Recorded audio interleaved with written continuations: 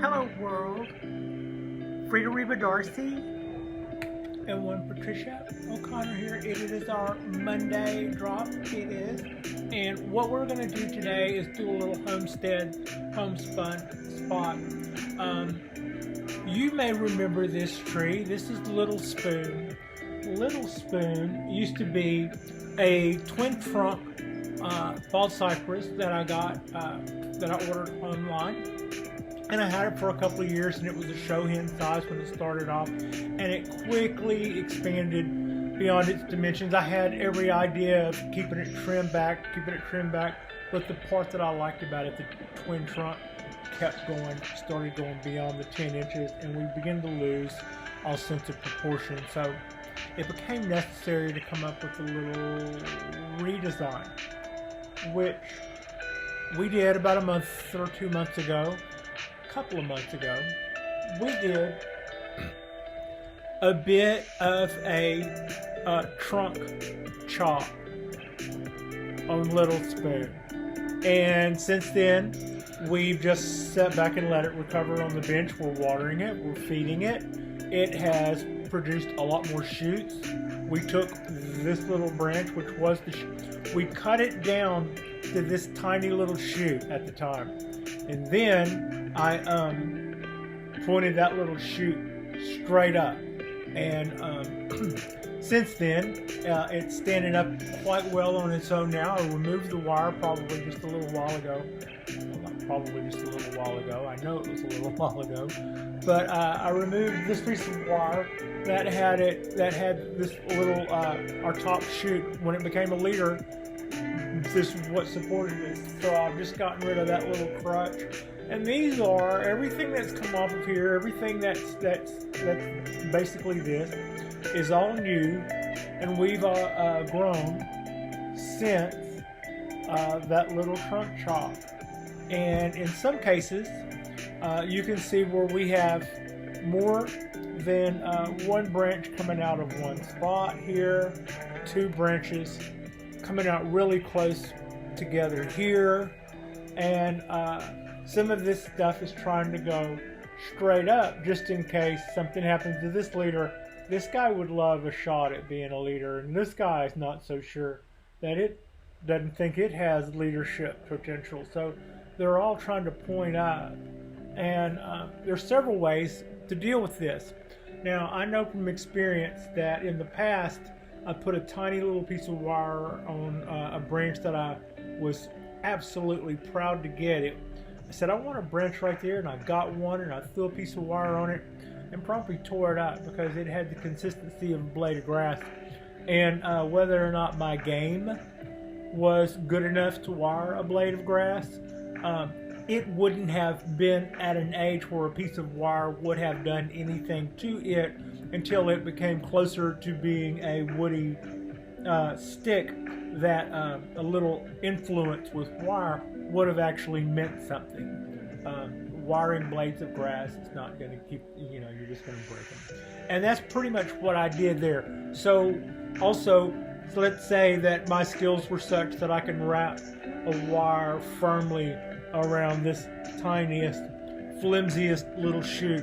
Like I said, it's too young right now for that wire to actually do what it's supposed to do. It can guide it down, but as far as it's weeks away from hardening off to anything, which means the wire's not going to be doing anything towards that influence until then.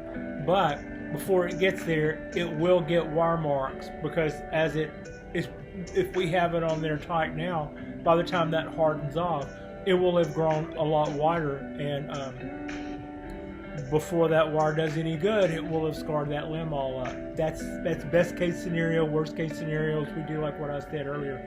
You break off the perfect branch. So this is what we've got going after we did our trunk chop. And today I'm just kidding. And what I thought we would do today is I'm not going to put any wire on this. Also, in the past, I've practiced something called cracking, where you take a branch like this and you just kind of like give it one of those, and then after that it kind of heals like this. It doesn't die, but it's not pointed straight up anymore. The problem with that is you end up with bigger than a knuckle. The knuckle does get bigger. The part behind the knuckle swells up to where it's not as desirable, and everything past the knuckles grows very, very slowly. So it stunts the growth, everything out there from there out, and it causes everything from there back to the stump or to the trunk to get a little disproportionately fat, a little disproportionately quick, and then past that, everything goes super slow. So that's kind of what I learned about that. Haven't done that a few times. I just wasn't crazy about the look. It is a method. It is a method you can use instead of wiring something. So far, I think out of the different methods, I do have a couple of branches that I have on my bigger cypress trees wired down with effect, and then remove the wire before it would have a chance to bite in, and replace it with a new one that I would remove before it, and then come winter pull all of that off and know that, you know, we've done all we can. And when you take the wire off, it goes right back up. So what one old cypress hand said, and I absolutely saw the beauty in, is when you get those branches where you want them, do a little wedge cut underneath and bring them down that way. When they heal from that wedge cut, they'll be pointed wherever you left them when you do that wedge cut. So that is a system I think that I could probably get behind. In the meantime, I'm not past putting a little wire on them between now and then, just to get them kind of going in the right direction. But the thing about cracking is something that that I have shown you guys in the past, but I am not a big fan of that as a practice. However, some of these things that look a little problematic right now, I mean, not really problematic, we're just talking about the different options we can use to solve these little branch locations. But one thing is branch selection. Two of the more well-behaved branches are these two right here, and it's a good time to pick one of those and chop it, and pick the other one and keep it.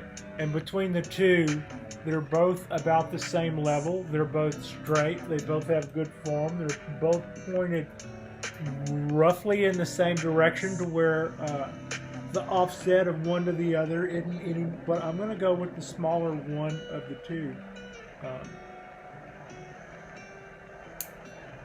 So that's that guy. And I also have something else similar to that over here. Two more branches that are coming out in very close proximity. But this one, this branch is one of them that I was talking about. This one and this one are a little hyper elevated. In other words, they're starstruck. They want to be up here and try to be a leader. These two. As it turns out, the smaller one next to it is a little bit more well behaved. And as with the first one that I cut, I'm going to go with the smaller of the two here too.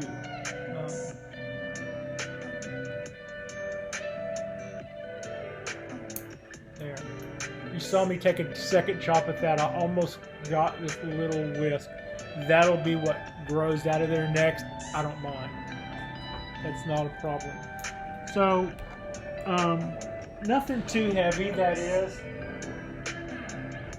Nothing too heavy. That is a little bit of branch selection there. And that also cleans that up. So now we don't look like we have as much that we would have to wire down anyway.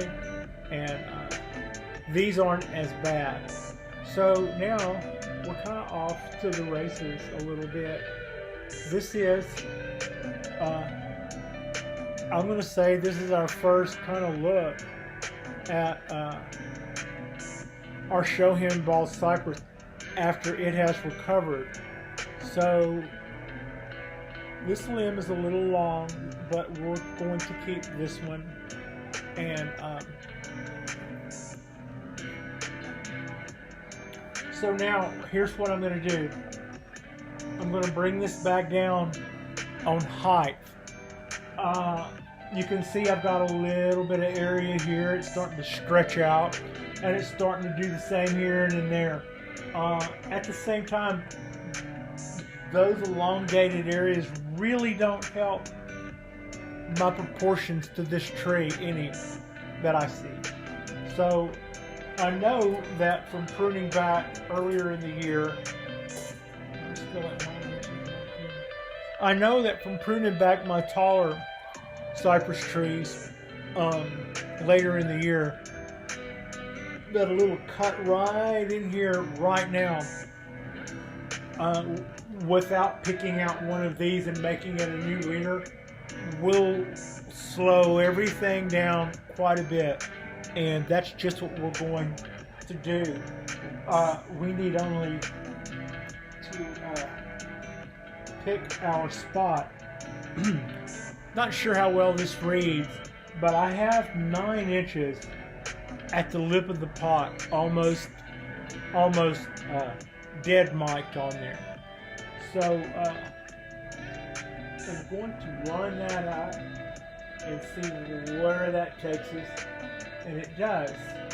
It takes us right here, and it just starts to elongate out a little. But that right there is our mark. That is actually about 1/4 of an inch high of our mark. Close, but no cigar. So I'm going to go the other way. I'm going to go below it. Below it would be the little tiny sprig that you can't see, but it's pointed directly towards the back. I'm going to take it down to here.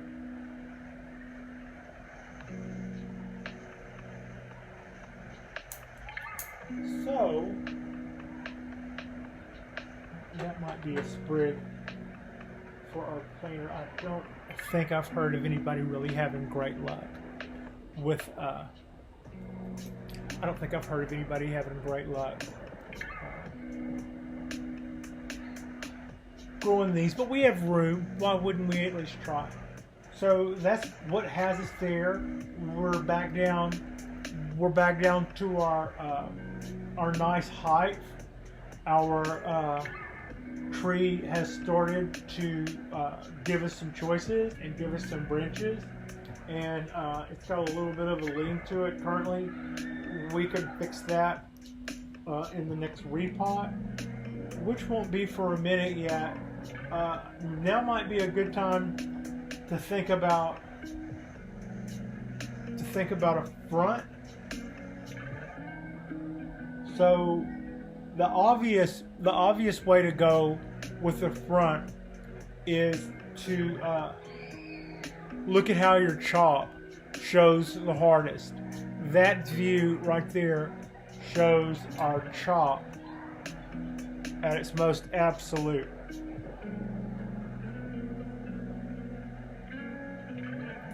And that view, even without the comb over, minimizes that look greatly. Kind of hides it. I don't know if I lined it up. That's our front. The side's facing me, but what's facing you right now is going to be our front. And so, as per our front, now it could also be.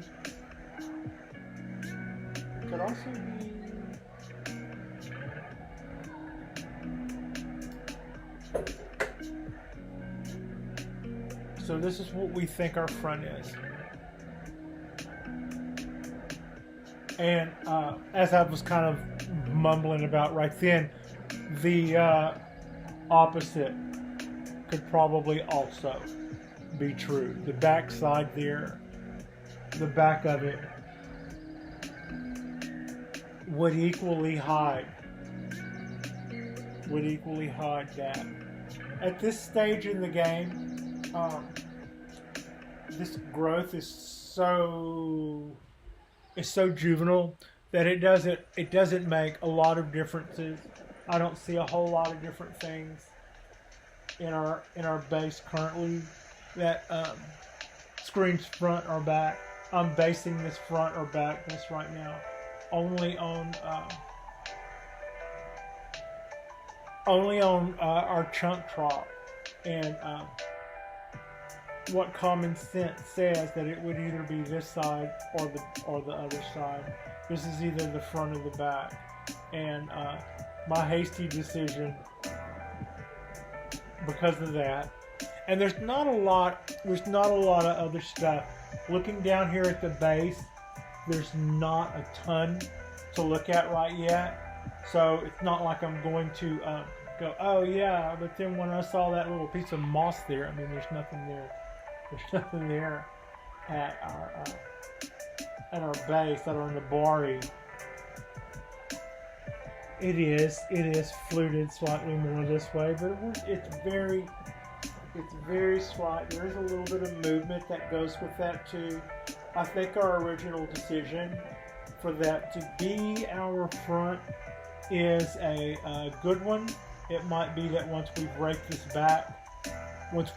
back a little more, we might see even more great things to love about this. In fact, half tempted to rake back the top of the soil on here. I really don't think it's time to do that, though. Yeah, it would just be to have an exploratory look, and I don't think right now I'm going to see a whole lot below here, and everything otherwise is fine. It's not a time to go messing with the roots. That's the main thing. It's just not time to go messing with the roots. I cleaned up the top of my planter, but there weren't tons of roots up there. I probably didn't see 3 roots that whole time I scraped all that moss off the top.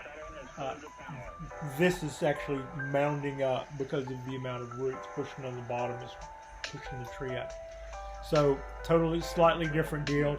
If I go messing with the top here, I'm going to be in to its top layer of stuff really quick, and it's just not really the time to mess with that, I don't think. That's my story, and I'm going to stay glued to it. That's a pretty good start. We have, I wanted to show you that our little tree little spoon had in fact survived our trunk chop, and is at or below. Right now it's 9 inches tall from the rim of the pot, and you can see it mounds up some. So if I were to measure actually from here, we would probably be looking at about an 8-inch tree. But I think the way you're supposed to decor says, or whatever, playground rules is what I call it. Playground rule says from the lip of the pot is where you measure from, and from the lip of the pot to 9 inches is right here, and I think we came just in underneath it. I mean, I'm leaving the top of the ruler and kind of going down a little to touch the top of the tree. So we should be okay there, more than a little okay there. And a little bit more of these, and it's without cracking it. You can kind of get things to influence your way, but the main thing is just don't bruise it there at the joint. So that's it. That's our first little look at our post redesign of Little Spoon. Now I'm going to put its little lumps that I collected here just to have a look at what was going on here. I'm not going in there. So I can put all of this. I can put back all these little lumps of biogold, and we're going to continue to feed it, and we're going to continue to water it. It gets a lot of water every day. It does have roots escaping out of the bottom of the pot. I'll allow those to hang out in the tray with some boon mix that stays damp. So the hot days, it does get that, and the little roots, like I said, have found their way out of the bottom of the pot and are trying to kind of work their way down the block a little. So the tree is doing fine, and this is going to be our smallest bald cypress, our Shohin Little Spoon. So yeah, thank you so much for watching our Monday drop.